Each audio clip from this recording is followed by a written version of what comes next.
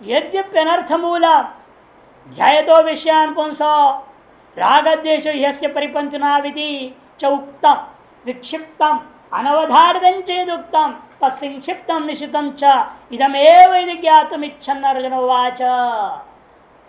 अवतरणिका यद्यपि भगवान ने अनर्थ के मूलों को वर्णन कर दिया अभी तक कई बार कई प्रकार से। ध्यायतो विषयान पुंस शुरू किया पहला अनर्थ को बताना, द्वितीय अध्याय 62वां श्लोक 62 से शुरू करके अभी पूर्व श्लोक तक राग द्वेष से परिपंथ हो 34वां 34 तक जो है प्रकरण आपका यही है। अनेक प्रकार से अनर्थ के मूलों को समझाया। यदि कर्म से तुम भाग रहे हो तो कर्म से भागोगे तो अनर्थ होएगा। स्वधर्म का पालन करना ही चाहिए, कर्म कर्तव्य है, कर्म से भागने से अनर्थ होता है। इस बात को अनेक प्रकार से कर्तव्यता और अकर्तव्य हानिश्च इस बात को समझा दिया। चूक्तम लेकिन कैसे समझ कहा गया है? विक्षिप्तम। विक्षिप्त मैंने विक्षिप्त का मतलब क्या है? पागल। ऐसा अर्थ नहीं करना। विविधेषु भिन्न भिन्नेषु क्षेत्रेषु क्षिप्तम, अलग अलग इधर उधर उधर बिखेर दिया। क्षिप्ता क्या? बिखेरना, फेंकने में। जैसे खेती में बीज को यूं फेंकते हैं, क्या होता है? वो विक्षिप्त करना बोलते हैं। अलग अलग दूर दूर दूर दूर गिरा देना, फेंक देना, फैला देना। आपने वहां से लेकर के यहां तक फैला करके जगह जगह जगह पर बोल दिया। बीच में कभी तो ब्रह्म ज्ञान लाते हो, कभी कुछ लाते हो, कभी कुछ लाते हो, खिचड़ी कर दिया है। मेरे दिमाग में स्पष्ट नहीं हो पा रहे आप क्या बोल रहे हैं। कभी कुछ कभी कभी कुछ। एक बार एक ब्रह्मचारी सारा लोगों प्रस्थान सब पढ़ लिया, महात्माओं के बाद संन्यास लिया, फिर फोन करता है मेरे को, महाराज ये समझ में नहीं आता है, जगह जगह बीच बीच बार ब्रह्म ज्ञान क्यों बोल रहे हैं गीता में? बीच बीच बोलते रहते हैं। कर्म प्रकरण में भी देखो, उपासना में देखो, जहां देखो बीच बीच एकदम घुसा देते हैं, एकदम शुद्ध ब्रह्म का लक्षण डाल देते हैं। न चाहते मृदिवा कदाच कहाँ कर्म षटक में घुसा दिया। ये क्यों ऐसे कर दे भगवान? क्या जवाब है? क्यों है ऐसा जगह जगह? आप लोग सब पढ़ चुके हैं वेद गीता, कई बार कीर्तन कर चुके हो ना, बताओ।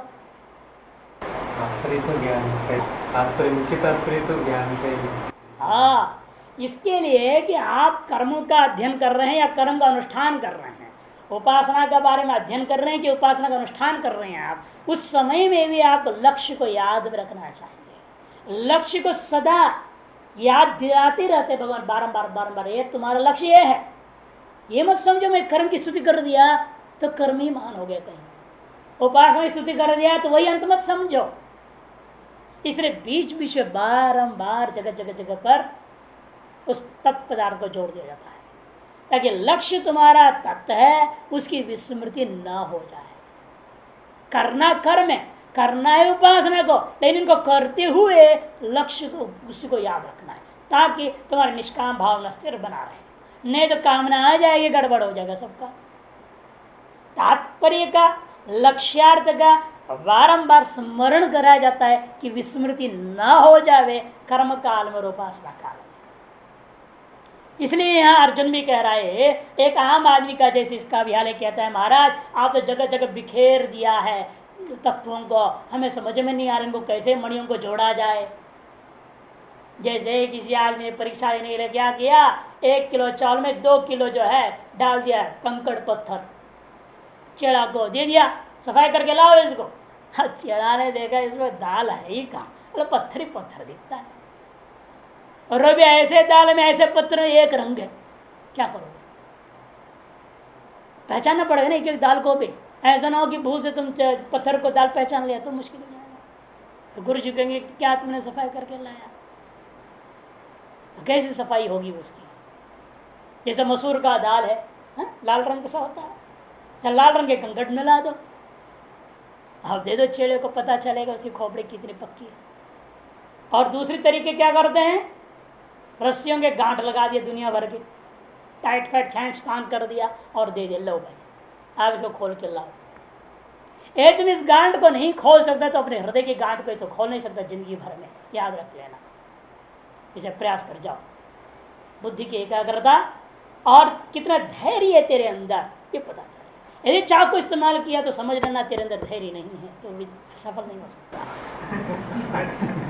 चाकू भी इस्तेमाल नहीं करना, कुछ भी इस्तेमाल नहीं करना, हाथ से ही खोलना। बड़ी परीक्षा होती है। नाखून भी नहीं होना चाहिए, और अच्छा है परीक्षा में सफलता देखने के लिए, धैर्य की परीक्षा। तो इसी तरह से यहाँ भगवान ने बिखेर रखा है, तो उसको चुनना है, अलग अलग करना है, इकट्ठा करके संक्षिप्त में लाना है। विक्षिप्त को संक्षिप्त करना है, अनवधारित को निश्चित कर देना है। इसे क्या कह रहा है वो? विक्षिप्तम अनवधारित यदुक्तम। जो आपने बिखेर करके दूर दूर करके अलग अलग फैला करके जो कहा हुआ है और दृढ़ निश्चय नहीं किया, अनेकों बात कह दिया, अनेकों अनर्थ के मूलों का वर्णन कर दिया, लेकिन आप बताओ नहीं इदम इतना। देखो जैसे भैंस क्या है, उसकी जो है सिंह को पकड़ के दिखा, ये भैंस है, ऐसे दिखाओ ये अनर्थ का मूल, एक चीज को पकड़ के दिखाओ मेरे को। अब अनेकों बोलते मैं किसको किसको संभालू, किस किस पर विजय प्राप्त करूं अभी मैं। जब अनेकों आप अनर्थ के कारण बता दोगे, किस किस कारण पर वो टक्कर खाएगा, किस किस से लड़ेगा, किस किस से विजय पाएगा वो। एक मुख्य बताओ अमुक है, तो उसको हम जीतने का प्रयास कर सकते हैं। अनेकों को एक साथ जीतना मुश्किल हो जाता है। इसलिए कहता है इदम एव, एक वचन, इदम एव यदि ज्ञातुम इच्छन। संक्षेप में कहो, निश्चय पूर्वक कहो, और इदम एव, न तो इमे एव नहीं लेना, ये 3-4 है, हमको वो भी नहीं चाहिए, हमको एक नाम लो बस, एक चीज बताना, अमुक चीज है तुम्हारे अनर्थ का कारण, बस मैं उसको उखाड़ के फेंक दूंगा। हुई धनंजय? नहीं, परम तप है वो, शत्रु को मैं तपा दूंगा अच्छी तरह से, छोड़ूंगा नहीं। लेकिन आप दो नाम ले लेते हो, शत्रु कितने हैं? अस्य परिपंथी 9, परिपंथी 9 द्विवचन कर दिया, गड़बड़ कर दिया आप।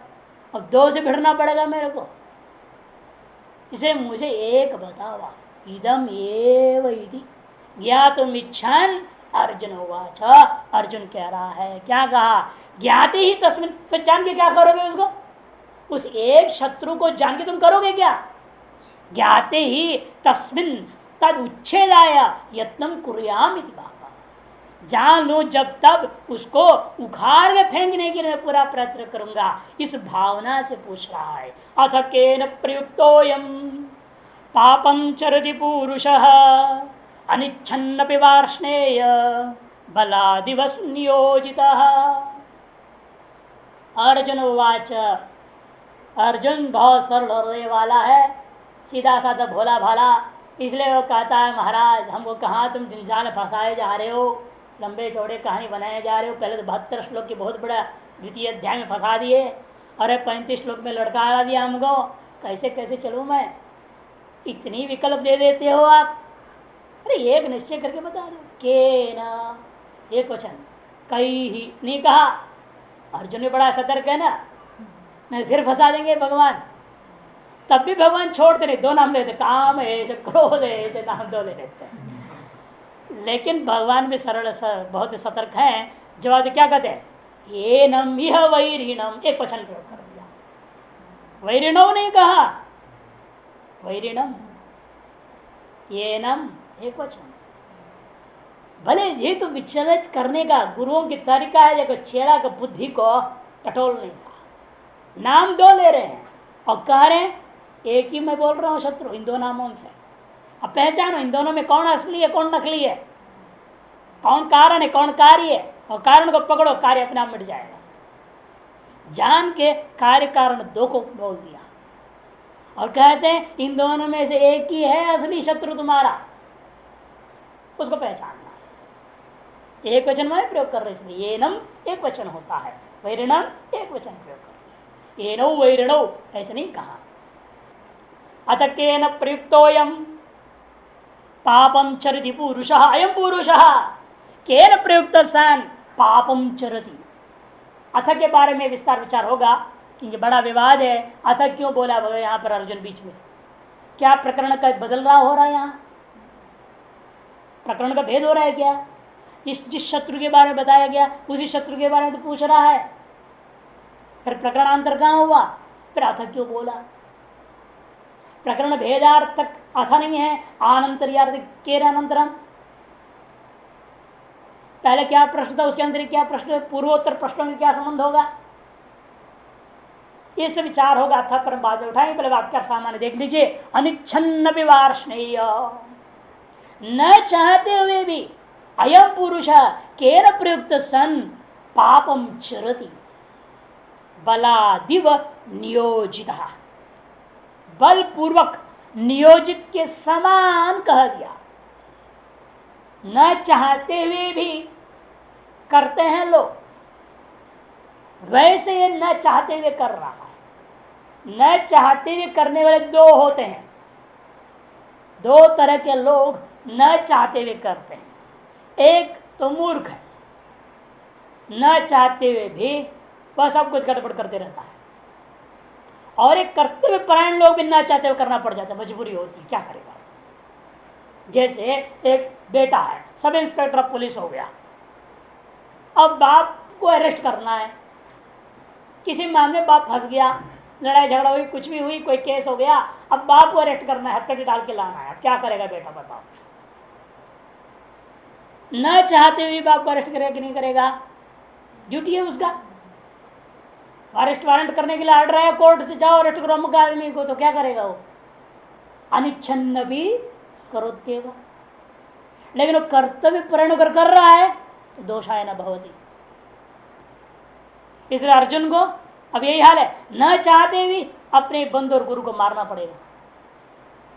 ये भी कर्तव्य रूप दृष्टि से कर रहा है तो ठीक है, सकाम भाव से करता है तो गलत है। जज है, अब बेटा को फांसी का आदेश देना है, बाप जज बन के बैठा है, बेटा मुलजिम बन के खड़ा है, उसको फांसी का आदेश देना है तो कैसे देगा, अनिच्छन्नी तो देगा। बलादिव नियोजित, क्यों, ड्यूटी है, फोर्स कर रहा है, तुम जज हो, तुम्हारी ड्यूटी तुम करो, आदेश दो। और जिसको फांसी देने का आदेश दी गई है, फांसी देने वाला जल्लाद जो बैठा है वो उसका बड़ा भाई बैठा है, अपने छोटे भाई को फांसी देना है तो कैसे देगा, नौकरी है, फांसी देने का ड्यूटी उसका है। दुर्भाग्यवश बड़ा भाई वहां दे रहा है जल्लाद बन के फांसी छोटे भाई को, अब बाप फांसी देने का आदेश दे रहा है जज बन के, सब बलाद नियोजित हो रहा है। लेकिन वह सब कर्तव्य परायण होकर कर रहे हैं तो पापाय न भवति, वो सब पुण्य ही प्रदान करेगा। ठीक विपरीत ये कामना पूर्वक करता है कोई व्यक्ति तो, लंचा खा के करता है तो, गड़बड़ करता है तो वो गलत, वो पाप पुरुष से बलादि व दोनों प्रकार से घटता है। अज्ञानी में भी होता है, कर्तव्य परायण निष्काम पुरुष में भी घटता है। बलादिव नियोजित स्वकर्तव्यत्वेन युद्ध भूमि में, मृत्युदान में इत्यादि में जो होता है वह भी बलादिव है, तो वह अनिच्छिन्न भी बलादिव नियोजित पापम चरति पुरुष, पाप आचरण कर रहा है पुरुष। केन प्रयुक्त, मुख्य कारण यह है किससे प्रयुक्त होकर कर रहा है। अर्जुन के दिमाग में विषम विचार है, इसे स्पष्ट हो गया, क्योंकि केन प्रयुक्त उस पर निर्भर है, पाप या पुण्य है। एक तरफ कह रहा है केन प्रयुक्ता, दूसरा कहते पापम चरति, ऐसे कैसे हो गया। यदि वह निष्काम भाव से कर्तव्यता से प्रेरित होकर कर रहा है तो पापम कहाँ है, वहां पुण्यम चरति पुरुष। इसे प्रश्न में ही अपने असमंजस को अर्जुन ने प्रकट कर दिया। प्रश्न सामान्य है केन प्रयुक्ता, लेकिन फल उसका क्या कह रहा है, प्रयुक्त होकर जो क्या कह रहा है विशेष कथन कर दिया, पापम चरति होना चाहिए। केन प्रयुक्त किम बोलना चाहिए, किम आचरति, किम आचरति कहते तो बात श्लोक पूरी हो जाती। केन प्रयुक्त किम आचरति पुरुष, छंद भी नहीं बिगड़ा, कुछ नहीं, ठीक रहेगा। माने जब कामना से प्रयुक्त होकर के पापम आचरति पुरुष, तदेव कर्म स्वकर्म स्वधर्म रूपेण आचरित चेत पुण्यम चरति पुरुष, ऐसा बन जाता या नहीं। क्योंकि व्यक्ति काम से प्रयुक्त होता है तो वह पाप का आचरण करता है, जो स्वधर्म रूपेण स्व कर्तव्य से प्रेरित होकर प्रयुक्त होकर कर्म कर रहा है तो वह कर्म भले वही कर्म है, युद्ध रूपा कर्म है, फांसी देना रूपा कर्म है, मृत्यु दंड रूपा कर्म है, जो भी कर्म होगा, लेकिन वह कर्म पाप या पुण्य देता नहीं है। कर्म कभी पाप पुण्य देने वाला नहीं है, कर्म कभी फल देने वाला नहीं होता। कर्म का पीछे आपको जो संकल्प है, आपकी जो प्रेरणा जिससे मिल रही है, जिससे प्रयुक्त होकर कर रहे हैं, वो फल देता है। यहीं पर पूर्व में शास्त्रार्थ में आ चुका था ना, भास्कर ने क्या कहा था, आपने कामना पूर्वक स्वर्ग की कामना से मान लो कर्म आरंभ कर दिया, बीच में विवेक जग गया, वैराग्य हो गया, निष्काम कर हो गया, तो वही कर्म पूरा करने पर भी क्या बोले थे भाष्यकार, स्वर्ग फल नहीं देगा, अंतःकरण शुद्धि देगा। इसका मतलब क्या, कर्म फल नहीं देता। एक कर्म फल देने वाला होता तो स्वर्ग के लिए फल भी है, वो स्वर्ग में फल नहीं देगा, दूसरा नहीं देना चाहिए ना। लेकिन आप कहते नहीं, जो स्वर्ग के लिए भी जो कर्म है वही कर्म जब स्वर्ग फल की आकांक्षा के बिना अनुष्ठान करोगे तो वो अंतःकरण शुद्ध कर देता है, कह रहे हो। इसका मतलब स्पष्ट है कि कर्म फल देता नहीं है, देता है आपका संकल्प जो कर्म से जुड़ा हुआ है, जिसके बारे में पूछ रहा है केन प्रयुक्त होया। यदि स्वधर्मेण प्रयुक्त चेत तदेव कर्म पुण्यम भवति। हिंसात्मक भी क्यों न हो, युद्ध करना है, स्वधर्म रूपेण कर रहा है, तब तो पुण्यम चरति पुरुष है वहां। और यदि राज्य के लोभ से कर रहा है, राजम जैसे दुर्योधन आदि है, तो पापम चरति पुरुष हो जाएगा, वही युद्ध रूपा कर्म। जैसे भगवान स्वयं में मान रहे ना, युद्ध रूप एक कर्म में भगवान क्या मान रहा है, दुर्योधन आदि को पुण्याचरण मान रहा है। इनका युद्ध लड़ना पुण्य है, और दुर्योधन से जो लड़ रहे हैं वो पाप है, अधर्म है। इसे खुद को उन्होंने धर्म का पक्ष में खड़ा कर दिया और अधर्म पक्ष में सारे को खड़ा कर दिया। कर्म वही है, युद्ध रूपा कर्म, हिंसा रूपा कर्म है, इन कौन किस भावना से कर रहा है उसके ऊपर। वो तो विवेक बाद में जगह, इसलिए तो भगवान ने विवेक जगाया उसको, नहीं देवी पाप पक्ष में जाएगा। इसीलिए एक दोष है, बाकी में दोष नहीं था, बाकी तो अपना कर्तव्य कर रहे हैं, लड़ना है लड़ना है। उसे खुद युद्ध का आह्वान किया है, हम क्षत्रिय युद्ध लड़ेंगे, बस काम खत्म। जीते हारे कोई लेन देन नहीं युधिष्ठिर आदि को, उनको राज्य से लेन देन नहीं। भीम के दिमाग में एक है, मुझे दुर्योधन को मारना है, दुशासन को मारना है, बस, और कोई लेन देन नहीं मेरे को, राज्य का सुख से लेन देन नहीं उसको। अन्य लोगों में भावना नहीं था, केवल इसके अंदर था, इसलिए उसको दूर करना था, और उसको निमित्त बनाकर इसलिए सारा जगत का हित कर दिया भगवान ने। इसे शुरू में भगवान ने कहा, अर्जुनम निमित्तीकृत्य लोकोपकाराय अनिच्छन्न विवार्ष्णेय। वार्ष्णेय यह संबोधन भी बहुत ही महत्वपूर्ण है। यहाँ पर वृष्टि शब्द का दो अर्थ होता है, वर्षा बारिश करना, और वृष्टि का दूसरा अर्थ होता है किरण, लाइट रेस, किरण। दोनों अर्थों के हिसाब से देखिए, किरण तस्य अयम इति, तस्य वृष्टि किरण, तस्य अयम इति वार्ष्णेय। तस्यम के अधिकार में ढक प्रत्यय हो गया, वार्ष्णेय बन गया, प्रकाश इत्यर्थ। अतएव वेदात्मक सूर्य से किरण तुल्यम ज्ञानम। दृष्टि क्या चीज है, वेदात्मक सूर्य का किरण तुल्य है उपनिषद ज्ञान, वो वृष्णि है। तस्य प्रकाश स्वरूपत्वम मम अज्ञान नाशकत्वंच भवति, यह सा वार्ष्णेय। वह ज्ञान क्या है, प्रकाश स्वरूप है, मेरे अज्ञान का, अज्ञानात्मक का, तम का, अंधकार का निवारण करने वाला होने से आपको मैं वार्ष्णेय संबोधन देता हूं। क्योंकि अर्जुन में विद्यमान ये तद विषय का ज्ञान को नष्ट कर रहे हैं, अभी मूल अज्ञान को नष्ट नहीं कर रहे हैं, केन प्रयुक्त इस अज्ञान का नाश के लिए प्रार्थना कर रहा है। ये तद विषय का अज्ञान का नाशक होने से एक किरण तुल्य किरण को लिया जा रहा है, पूरा सूर्य तुल्य भगवान को नहीं कह रहा वो, वार्ष्णेय। अथवा आप वार्ष्णेय मतलब ब्रह्मवेत्ताओं के ऊपर ब्रह्मानंद की वर्षा करने वाले आप होने से मुझ पर भी इस समय विद्यमान इस दुख से हटा करके आनंद की मेरे ऊपर भी वर्षा कर दो। इस प्रार्थना के दृष्टिकोण से वार्षेय ब्रह्मवेदाम ब्रह्मानंदम वर्षति असौ सा वार्ष्णेय। अथ अथ का अर्थ मुख्य रूपेण अनंतर लेना है। किसके अनंतर? क्योंकि प्रकृति क्रियमाणानि पहले बोल चुके हैं। यहां पर परमेश्वर में प्रेरकत्व को जो सूचित किया गया था और इंद्रिय से इंद्रियार्थे से देवताओं को सूचित कर दिया कि प्रेरक होते हैं। पहले सकल जो जीव हैं प्रकृति गुण ही कहा दिया है, प्रकृति के गुणों के द्वारा सब चलायमान है। प्रकृति क्रियमाणानि गुण कर्माणि सर्वशः। तो मैंने ईश्वर प्रेरकत्व खत्म कर चुका है पहले भगवान ने। अर्जुन के दिमाग में है, उन श्लोकों के आधार पर आपने कहा है ईश्वर ही प्रेरक है। इसी जो पुण्य पाप वगैरह जो हो रहा है, फिर ईश्वर क्यों इन पुरुषों को पाप करने की प्रेरणा दे रहा है? एक अथवा इंद्रिय से इंद्रियों के अभिमानी जो देवता है वो उन अर्थों में लगाए रखते हैं, तुम उसमें राग द्वेष नहीं करना, ये आपने कहा। इसका मतलब है देवता लोग प्रेरक है कर्मों में, ये ज्ञापन हो रहा है। तो फिर देवता लोग पाप के लिए क्यों प्रेरणा देते हैं? तो यदि आपका कहना है तो ईश्वर भी प्रेरक नहीं होता पाप का, देवता भी प्रेरक नहीं होते पाप का, फिर केन प्रयुक्त पापम चरित।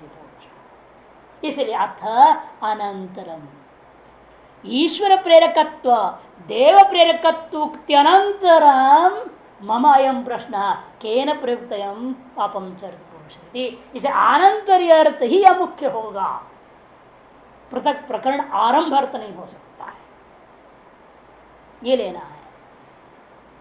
जैसे प्रेरक विशेष संबंधी, इसे तदनंतर मेरा यह प्रश्न है, तो वह प्रेरक विशेष कौन है जो व्यक्ति को पाप कराता है, व्यक्ति से पाप करा देता है? क्योंकि इतना तो अर्जुन को दृढ़ निश्चय है, ईश्वर तो पाप का प्रेरक नहीं हो सकता, देवता लोग भी पाप का प्रेरक नहीं हो सकते। फिर है कौन वह प्रेरक जो इस पुरुष से पाप कराता है? ये मैं जानना चाहता हूं। इसे पूर्वोक्त श्लोकों में कहा हुआ ईश्वर प्रेरकत्व और देव प्रेरकत्व, इन दोनों के अनंतर यह प्रेरक विशेष संबंधी प्रश्न अर्जुन पूछ रहा है, अथवा अनंतर अथ को ले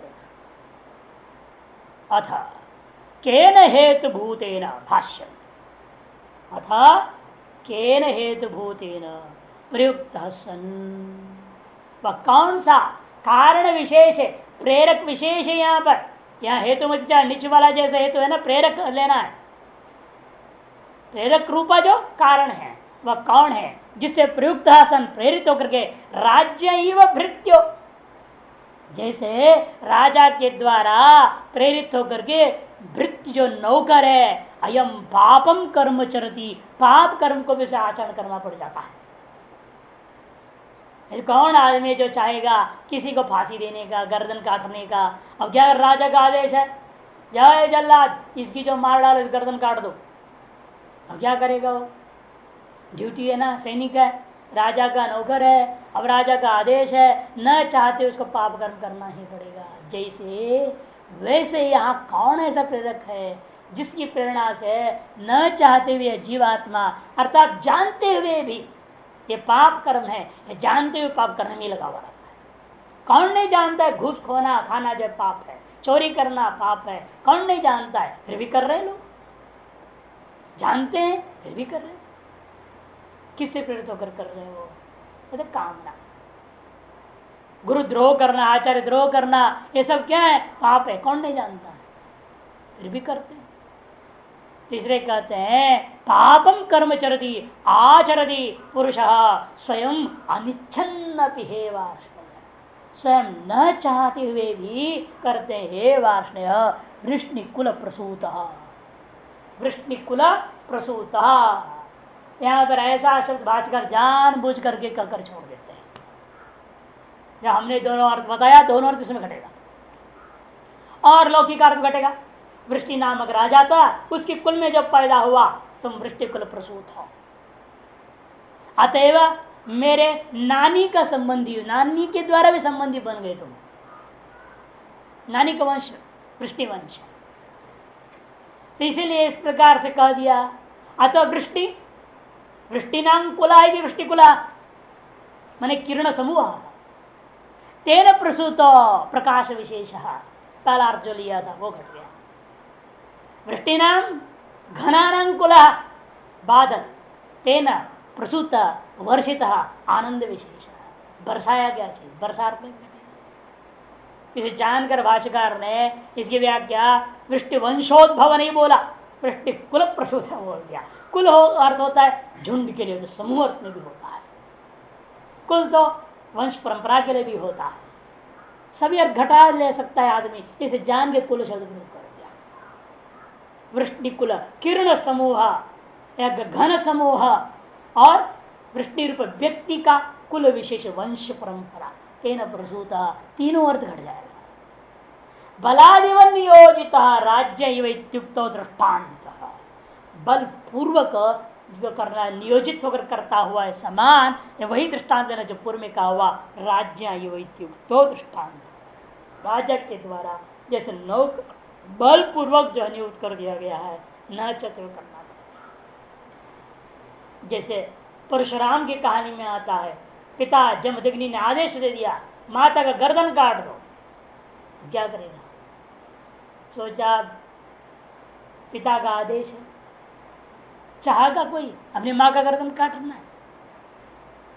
अनिच्छन्न भी कर रहा कि नहीं कर रहा, बलादिव नियोजित होकर के वह गर्दन काट दिया। दृढ़ विश्वास था पिता जब प्रसन्न होंगे उनके आदेश का पालन करने से जो मैं वर मांगूंगा वो दे देंगे, और वर वो मांगूंगा पहले माँ को जिंदा करो कहूंगा, मार कर वापस जिंदा कर लूंगा ना मैं। इस तरह से दृढ़ विश्वास अंदर, इसे गर्दन काट दिया और वही हुआ।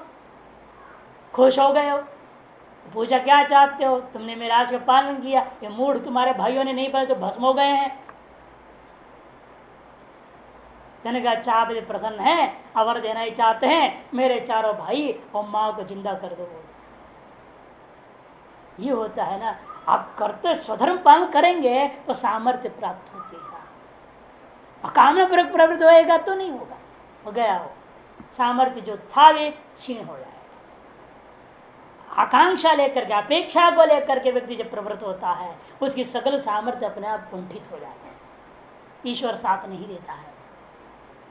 निष्काम भाव से प्रवृत्त है, स्वधर्म भाव से प्रवृत्त होता है, ईश्वर साथ देता है तो दोगुना सामर्थ्य बढ़ जाता है। देखने को मिला है, व्यक्तिगत अनुभव में भी है, सर्वत्र हम देखते हैं इस चीज को। जब व्यक्ति निष्काम भाव से करता है उसकी ताकत दोगुना बढ़ जाता है, उसके पीछे महाशक्तियां काम करती हैं, सफल कर देती हैं उसको। और जब कामना पर प्रवृत्त होता है, बड़ा जूझता है, बड़ा झमेला पाड़ता है, लेकिन वो सफल होने में बहुत देर लगता है, बहुत नुकसान भी होता है सब। इसलिए शृणुत्वम तम वैरिणम सर्व अनर्थकरम यम तुम पृच्छसी, भगवान कहते हैं सुनो भाई तुम उस वैरी के बारे में जो सकल अनर्थों को करने वाला है, जिसके बारे में तुमने पूछा है उसको मैं बता रहा हूं, सुन लो इसको।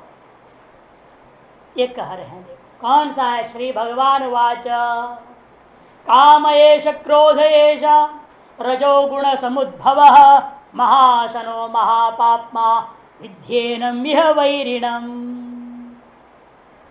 काम एष क्रोध एष, नाम दो चीज एक है, कार्य कारण अभेद कर लेना है।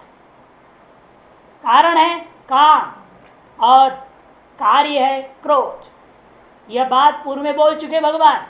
ध्यायत्व विषयान पुंस संगस्तेष उपजायते संगात संजायते काम कामाल क्रोध हो भी जायते। साफ है, काम से क्रोध उत्पन्न होता है, माने काम कारण है और क्रोध कार्य। कार्य कारण भाव का अनन्यता कर दे हुए यहाँ पर आगे कहते हैं एनम वैरिणम, एक वचन प्रयोग कर दिया। तुमने एक वैरी के बारे में पूछा है, उस एक वैरी को कारण को अपने कार्य सहित तुमको पहचान करा दे रहा। भगवान क्यों ऐसे कहते हैं? सीधा काम है, अकेला नाम लेना चाहिए। किसे कह रहे जान करके कह ऐसा ना हो तुम अपने कामना को पहचान ना सको तो उसके कार्य से पहचान सकोगे तुम। कई बार होता है हम कारण को सीधे नहीं पहचान पाते हैं, कार्य से हम कारण को पहचान लेते हैं। जब कारण को हम सीधे नहीं समझ पा रहे इसका क्या कारण हो सकता है, आप कार्यानुमेया क्या बोलते हैं नहीं है इसको, कार्यानुमेया होती कई बातें इस जगत है। इसका कारण कौन है, ढूंढो, मिलेगा है ही नहीं, तब अनुमान करना पड़ा। चित्तंकुरादिगम सगर्दृगम घरत्वाद घटवत अनुमान करना। इस अनुमान से कारणभूता वह सकर्तृत्व निश्चय हुआ। वह कर्ता कौन है फिर, असमुदाद्य संभवात ईश्वर एवं, परिशेषता अपने ईश्वर को सिद्ध कर लिया। आपने किसने देखा है ईश्वर को, सुना है, देखा किसी ने नहीं, तो जान लेंगे। लेकिन कारण कौन है, कार्य से। उसी प्रकार से ये कामना भी ऐसी चीज है, बाहर से तो आदमी क्या है, विरक्त है, क्या मालूम भीतर से क्या कामना है, पता चलता है किसको पता नहीं, किसी को पता नहीं, आपने खुद को पता नहीं रहता है। आपने आगे समय श्रोत्र परमिष्ट परम विरक्त वीत राग टाइटल लिखवा दिया अपने ऊपर नाम के, वीत राग हूं मैं, और पता नहीं तो सराग था वो, ये मालूम ही नहीं उसे खुद को। अगर मैं वीतराग हूं, मेरे नाम के साथ लिखना पड़े वीतराग श्रोत्र निष्ठ ये लिखोगे तो मैं आऊंगा। बहुत समस्या, ये कामना अंदर रहती है, खुद को पहचान नहीं होता है। कि काम के भी 4 स्तर बताएंगे, सूक्ष्म स्तर, स्थूल, स्थूलतर, स्थूलतम, 4 अवस्था में भी देखा हुआ है। और स्थूलतम को तो कभी कभी आपको मालूम रहता है, अब भूख लगी है रोटी चाहिए, स्थूलतम चाह है, कामना है, स्वाभाविक है, पशुवाद विश्व विशेषात सभी में होता ही है। ये जो है स्थूलतम है वो आएगा, मसूदरी में आ रहा है, सब बताएंगे आएगा, विस्तार के पढ़ के सुनाऊंगा तब लक्षणों के साथ। इसलिए यहां जान के भगवान ने क्या किया, कारण मात्र न कह करके कार्य सहित उपदेश दे दिया, काम एश क्रोधेश। लेकिन भ्रम न हो जाए, ये 2 भिन्न चीजें हैं, और लोग भी अन्वय कर दे, काम महाशनो क्रोध महापात्मा ऐसा ले लेते हैं। नहीं, दोनों ही महाशन है, दोनों ही महापात्मा, कार्य कारण अनन्यत्वाद। इसलिए भगवान जान करके समाप्त करते हुए श्लोक को क्या बोलते हैं, एनम यह वैरिणम विद्धि। एक वचन प्रयोग कर दिया, जिसके बारे में तुमने केन से एक वचन से पूछा है उसको मैं एक ही बोल रहा हूं, एनम।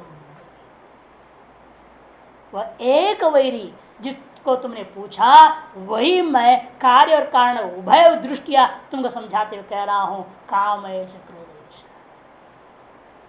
और काम महाशनो न जातु काम कामानाम उपभोगे न शाम्यति। सभी ने श्लोक दिया टीकाओं में, नारद परिव्राजक उपनिषद। न जातु काम कामानाम, ये कामनाएं जो होती है इनको भोग करके समाप्त मिटा नहीं सकता कोई भी व्यक्ति संसार में। इसलिए महाशन है, जितना भी खिलाओ और चाह बढ़ती ही है, चाह बढ़ती ही है। वेदांत छंदावली लिखने वाले जो वेदांत के श्री महाराज क्या लिखते हैं, 5 25 50 भय। ये तृष्णा नाम की भूख कभी नहीं मिटने वाली है। 5 रुपया था, कमाया 25 बना लिया, 5 25 50 भय। 99 का चक्कर, पहले एक बार कहानी सुनाया ना, 99 का चक्कर वही है, नो एंड एट ऑल। हमारा पति हो गया और खरबपति बनने का सोचेगा, और सोच के बनते बनते खाक हो जाएगा, राख हो जाएगा। क्या फायदा इस दौड़ में दौड़ने से। आगे कहते रावण आदि को देखो, जो तीनों लोगों का सम्राट हो गया, अंत में राख ही होना पड़ा, कुछ भी लाभ नहीं। इसे काम ऐसा है महाशनो, जितने भी भोग मिलता है और चाहिए और चाहिए और चाहिए, अंत ही नहीं। इतना ही नहीं, वो चाहत जब पूरी नहीं होती है तो महापापमा सब पापों को काम करा देता है। लिस्ट जितनी लंबी होगी उतनी ही पाप ज्यादा करोगे, है ना। और लिस्ट रोज कर लेना, देख लेना, नहीं आती रहेगी रोज रोज। अपने अंदर कितनी कामनाएं सुख से छिपी पड़ी है ये जानना है तो बिल्कुल आप रोज सवेरे उठो, आज मैं क्या क्या चाहता हूं वो सब लिख दो, रोज लिखते जाओ। देखना नहीं कल क्या लिखा था, लेकिन पहले आज क्या तुम्हारे अंदर इच्छाएं आ रही हैं वो लिखते जाओ। ऐसे रोज 1 महीना करके देख लेना, पता चलेगा आपको 1 महीने 1 दिन में जो इच्छा जगी थी वो आगे 29 दिन में कभी दोबारा वो इच्छा आई नहीं। नई इच्छा आती रहती है, चल ही रहा। कोई एकाध होगा जो प्रबल बार बार आएगा, नहीं तो बाकी सामान्य रूप में आप देखेंगे सारी इच्छाएं एक आज जो जगी है कल मिट गई, खत्म का वो पूरी हुई नहीं, उसे पहले ही मिट गई। मैंने झूठी इच्छाएं बार बार जगती रहती, अनावश्यक संकल्प करते रहता, पूरी होनी नहीं है वो चीज। कई तो स्वयं भूल जाते हैं, मैंने इच्छा किया भी याद नहीं रहता है। लिस्ट ज्यादा लंबी हो जाती है ना, क्या करें, भूल जाता है। इसे चाह गई चिंता मिटी, मनवा बेपरवाह। जब चाह मिट जाती है तो सारी चिंताएं खत्म, लिस्ट खत्म। जब लिस्ट ही ना बने फिर इसको क्या कहना, आएगी देखिए फिर और विस्तृत विचार होगा।